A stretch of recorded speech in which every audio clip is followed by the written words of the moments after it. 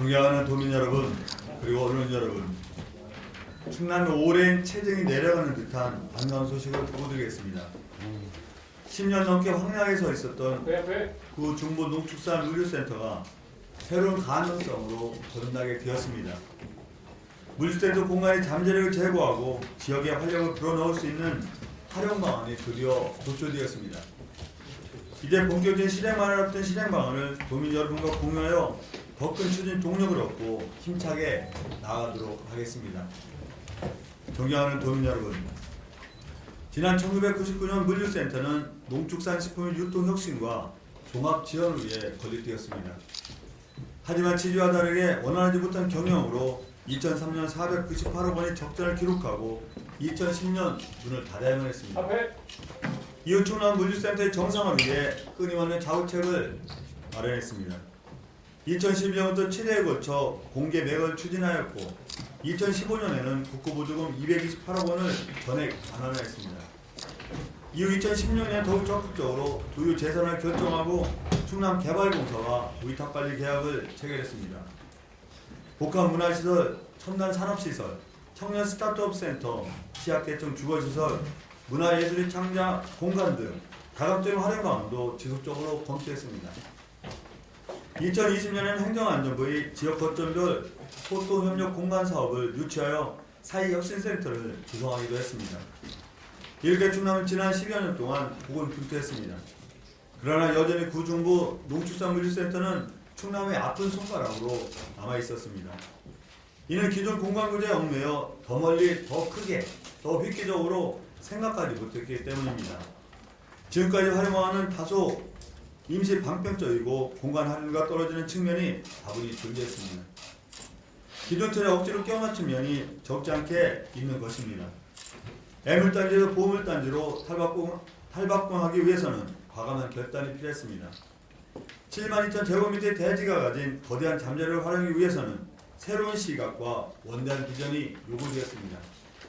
이에 도는 지난 2020년부터 전문가 도의회 지역주민이 참여하는 포럼과 현장 자문회의, 설문조사 수요조사, 공청회 보고회를 지속적으로 추진해왔습니다.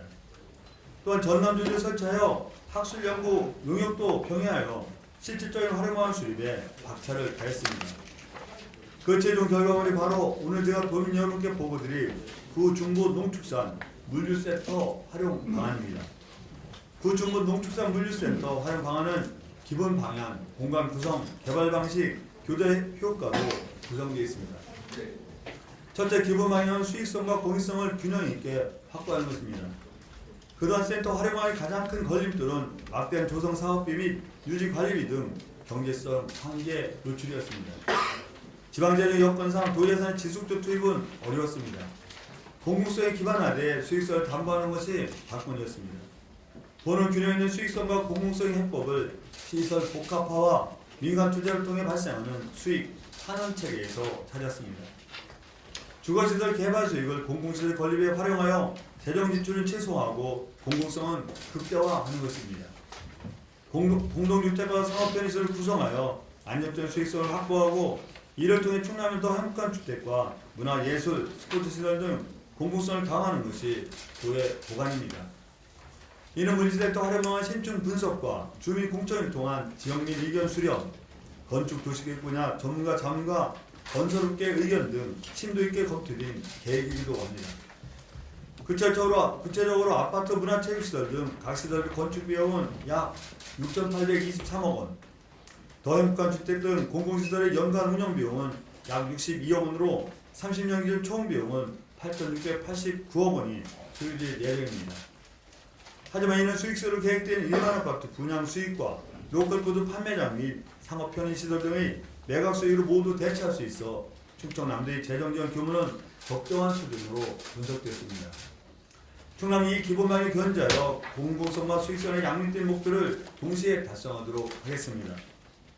둘째, 공간 구성은 주거, 문화예술, 스포츠 등 복합적 서비스 제공이 초점입니다. 소비, 주거, 문화, 스포츠 등이 각각 따로따로 분절된 공간이 아닌 다방향 구조의 다양한 체험과 교육, 사회문화적 참여와 공유가 이루어지는 복합적 공간을 조성할 계획입니다. 도형문화주택 300세대를 포함한 1770세대의 공동주택, 어린이 도서관과 다목적 전시 공연장, 충남 문학과 등 문화예술시설, 지역 및 건강 증진을 위한 풋살장과 테니스장 등 스포츠 레저시설, 로컬푸드 판매를 포함한 상업 편의시설이 유기적으로 연계된 공간을 창출하겠습니다. 특히 도형문화주택은 인근 지역 산업단지의 청년층 유입 가능성을 감안하여 전용민족 70제곱미터를 중점적으로 도입하겠습니다. 셋째, 개발 방식은 공공개발 방식으로 추진하겠습니다. 사업 추진의 안전성을 확보하고 고위 의견 반영을 원활히 하며 개발 관련 민간이익을 제한하기 위해 충남개발공사를 사업 시행자로 하는 공공개발 방식으로 추진할 예정입니다. 도에서는 충남개발공사의 현 부지 및 건축물을 현물 출자하고 충남개발공사는 사업 완료 후 공공시설 부분을 도에 기부 체납하도록 하겠습니다.